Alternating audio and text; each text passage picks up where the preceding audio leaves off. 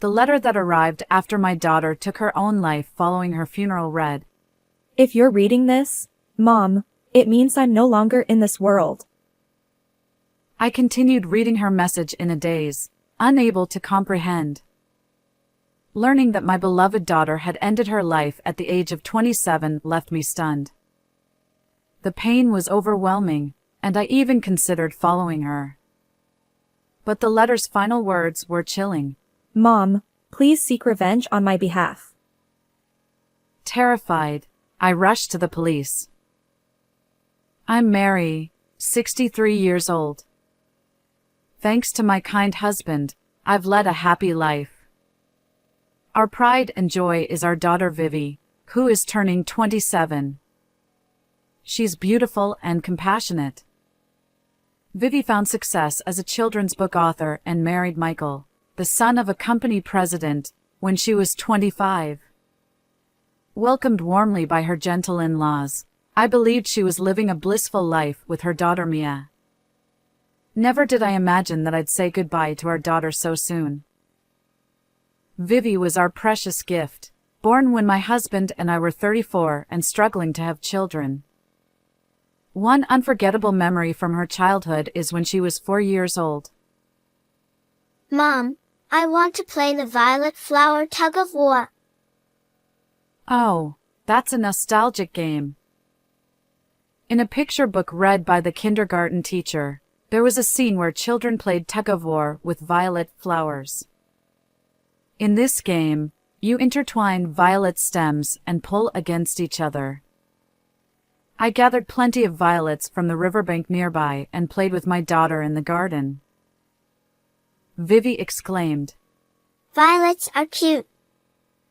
These are my flowers." Her beaming smile remains etched in my mind. As she grew up, she was kind-hearted and beloved by neighborhood kids and classmates alike. In college, her hobby of creating picture books earned her awards, and she became a successful author. Her wedding was filled with blessings, and she and Michael welcomed their daughter Mia into the world. Truly, those were days of smooth sailing. Looking back, it was about a year ago, shortly after Mia was born and Vivi's father-in-law passed away, that her seemingly idyllic life began to unravel. Michael, who had been the vice president at the company, took over as president. Worried about Karen, Vivi's mother-in-law who would be living alone, Vivi and her husband decided to live with her at Karen's house. Around that time, I noticed something subtly off about Vivi. Each time we met, she appeared thinner, her complexion paler. It was about 6 months ago when Vivi visited our house. "Why did you come alone? How's Mia?" I asked. She averted her eyes and replied sadly, "Karen won't let Mia out of her sight. She wants me to focus on household chores since she's watching Mia." I protested. "But, don't you want Mia close to you?" She sighed. "I do, but I think Karen is infatuated with Mia." According to Vivi, Michael was swamped with work and couldn't lend a listening ear. I felt Vivi's emotions and became disheartened. Talking to Mom about my complaints made me feel better. However, it seemed unusual for patient Vivi to be troubled. I suggested, "If it's difficult, why not come home for a while?" She hesitated, then, "Maybe, but I'll endure a bit longer. Once Michael's work settles down, he'll listen, I believe." With a heavy heart, she left. And that was the last time I saw my daughter. I'll forever regret not holding her back more strongly during that visit from Vivi. Afterward, despite my repeated attempts to call my daughter's cell phone, I couldn't get through. Unable to bear the uncertainty, my husband and I visited Vivi's home. However, Karen turned us away with a curt, "She's not here," leaving us in the dark about Vivi's well-being. Desperate, I contacted Michael, but his response was far from comforting. Family dynamics are fine. Besides, even if she's your only daughter, meddling in the affairs of a married child is overly protective, don't you think? His lack of understanding left me disappointed. As I worried about Vivi, time slipped away, and there was nothing more I could do. Then, several months later, Michael called out of the blue. Please stay calm. He began. Vivi has taken her own life. The unbelievable words left me in shock, and the world seemed to darken before my eyes. What? No way. I stammered, my trembling hands clutching the phone. According to Michael, Vivi had obtained poison online and left a farewell note on her computer. Life is too painful. I'm going to the other side. When he arrived home early one day, he found Vivi collapsed. Karen and Mia were out at the time. Despite Michael's efforts, Vivi was already cold, lifeless. An ambulance was called, but at the hospital, they confirmed her passing, and she was taken to the mortuary without any chance of treatment. I was deeply shocked.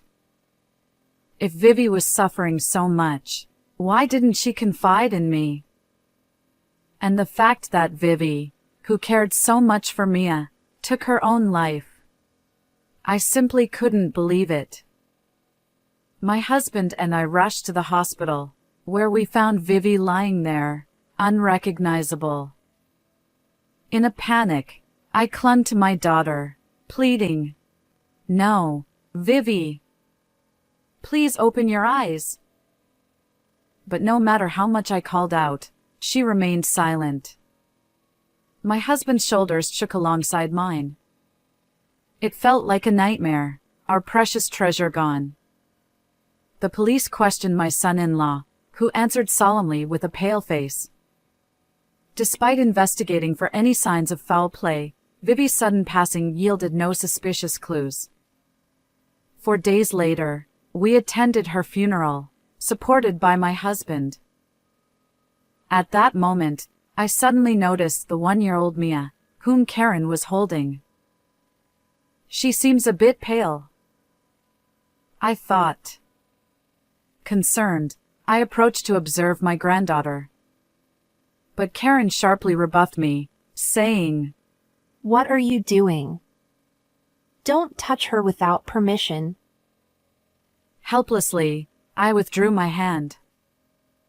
It's heartbreaking that this poor little one lost her mother at just 1 year old, and I can't even hold her. As I observed my distressed daughter, I blamed myself for not being able to provide enough support. Later, my son-in-law offered to dispose of Vivi's belongings, but at that point, nothing mattered. All I wanted was my daughter's life. After the funeral, I returned home and collapsed, utterly drained of energy. A week after the funeral, my daughter's childhood friend Daisy visited our home. Astonishingly, she said, "I have a letter from Vivi." Apparently, after Vivi's passing, an envelope arrived addressed to Daisy, containing a note and a letter for me. The note read, I'm sorry for the sudden request, but only Daisy can handle this. And then Vivi's message. If anything happens to me, please deliver this letter to my mom. Keep it private. Trembling, I accepted the envelope. My daughter, who had left without a word, had actually left a proper farewell.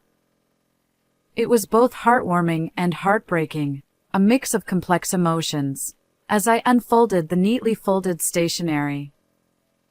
There, her familiar handwriting filled the page. The opening lines of the letter. If you're reading this, Mom, it means I'm no longer in this world. Made my vision blur with tears. However, as I continued reading, I was struck by a shock akin to being hit with a hammer. What does this mean? The letter revealed the tragic circumstances my daughter faced, imploring me to seek revenge on her behalf. The chilling contents froze my spine, and I considered rushing to the police. Yet, in the next moment, I hesitated.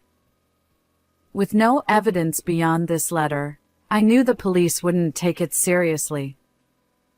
For the first time in my life, an intense anger surged within me. I won't let this go unpunished.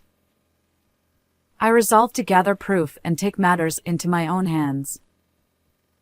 The next day, my husband and I headed to Karen's house. We rang the intercom, and the front door swung open when we announced our names. There stood my disheveled, steely-eyed Karen, glaring at us like a guardian deity. Are you two strangers now?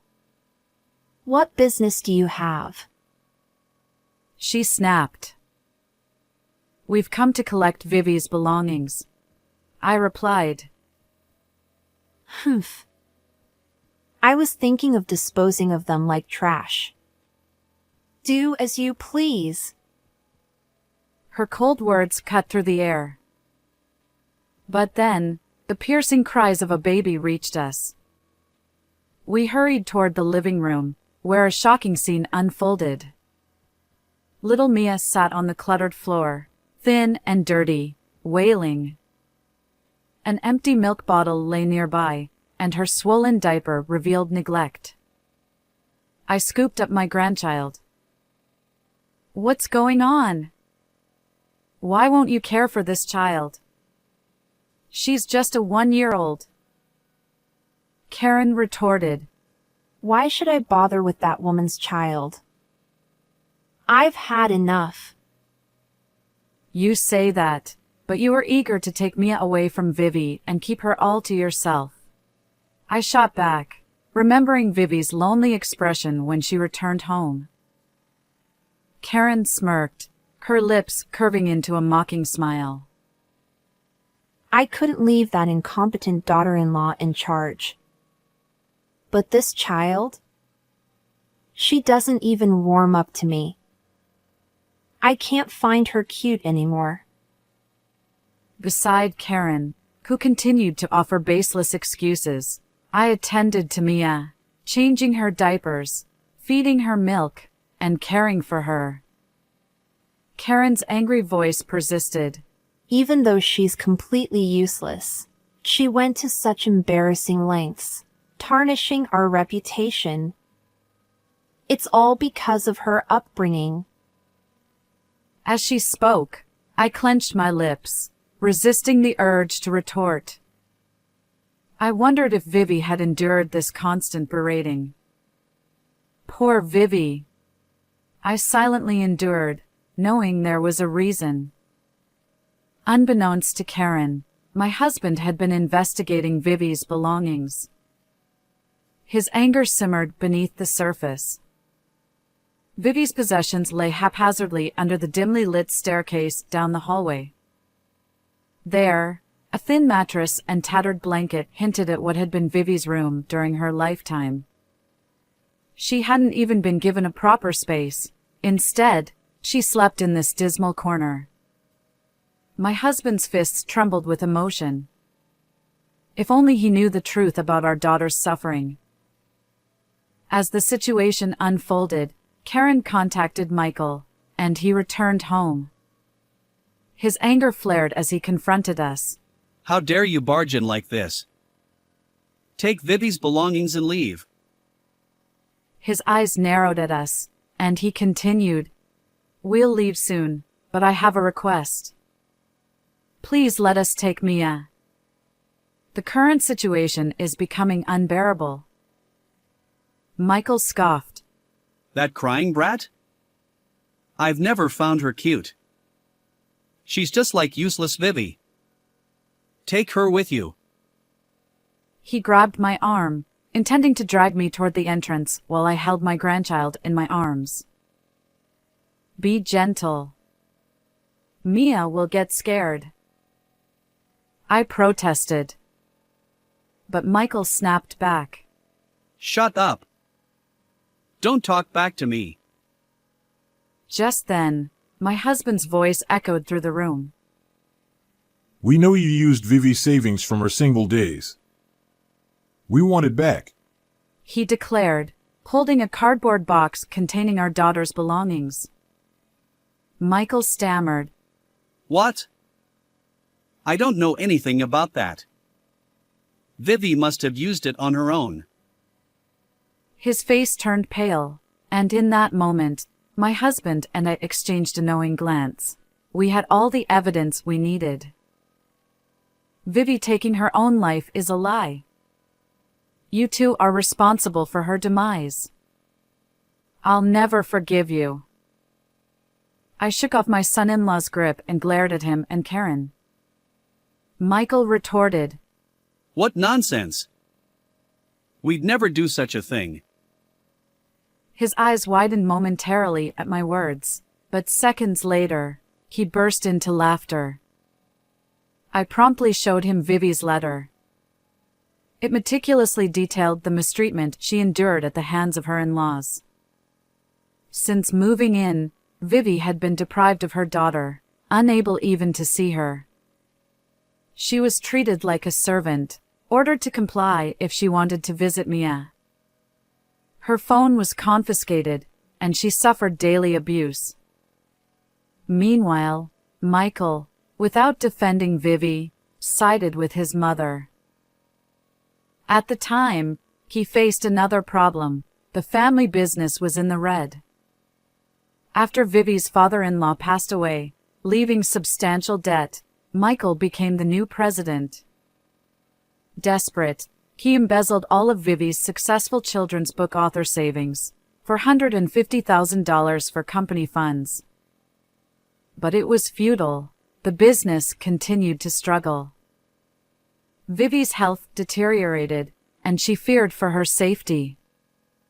In her letter, she even suspected that Michael coveted the $300,000 life insurance policy they took out as a couple. That's not evidence. It's Vivi's imagination.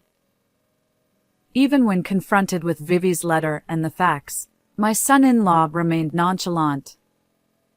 That's when my husband presented the evidence he found among Vivi's belongings. It included a vial containing what appeared to be poison and a baby monitor. When my husband pressed play, the video showed Karen sprinkling something into Vivi's food, a potentially lethal act. It also captured Michael verbally abusing Vivi and physically assaulting her. At the video's end, Vivi's words lingered.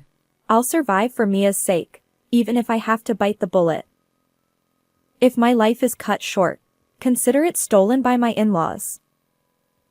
Her tone, as she stared into the camera, conveyed determination, not despair. Seeing this, Michael and Karen turned pale, trembling. We'll submit all of this to the police for investigation, I declared. Stop. Hand it over. Desperate, they tried to snatch the evidence from my husband's grasp. Stop! This entire conversation is on speakerphone through my cell phone, I shouted, causing my in-laws to recoil. As a precaution, I had contacted Daisy to monitor the situation. My phone was connected in a call, and Daisy and Vivi's childhood friends were all listening. Daisy had already reported to the police. Realizing the dire situation, Michael, sweat forming on his forehead, suddenly changed his tune. Look, I'm sorry. I'll definitely return Vivi's savings. Please tell the police it was all a misunderstanding. I scoffed. What? Even if you return the money, our daughter won't come back. We'll never forgive you. Karen, who had been sulking until then, tearfully pleaded. Wait. If this continues, Mia's family will be labeled criminals. Is that okay? Even she, in her sudden change of heart, joined the plea. Perhaps inspired by his mother's desperation, Michael collapsed to his knees beside her. For Mia's sake, her family is better off without people like you. Confess your actions honestly to the police. Shortly after, the police arrived, and Michael and Karen were escorted away in a patrol car. Afterward, the two were convicted. During police interrogations, it was revealed that they forcibly held Vivi down and coerced her to ingest poison, all in pursuit of the life insurance money. The computer purchase information and the farewell letter attributed to Vivi turned out to be Michael's fabrication. They were both held accountable for taking a life. We sought $450,000 from Vivi's savings, $30,000 in compensation, and $90,000 for Mia's. Vivi's in-laws sold their sole remaining property, a house and land, to meet these demands. Even if they step beyond prison walls, a thorny path awaits them. Meanwhile, my husband and I are raising our grandchild. Mia thrives, her plump cheeks reminiscent of Vivi. And in our garden, violets bloom abundantly. When Mia grows a little older, I plan to reminisce about our daughter while playing tug-of-war with Violet. How did you find this story? Don't forget to subscribe to our channel. Until next time in our next video.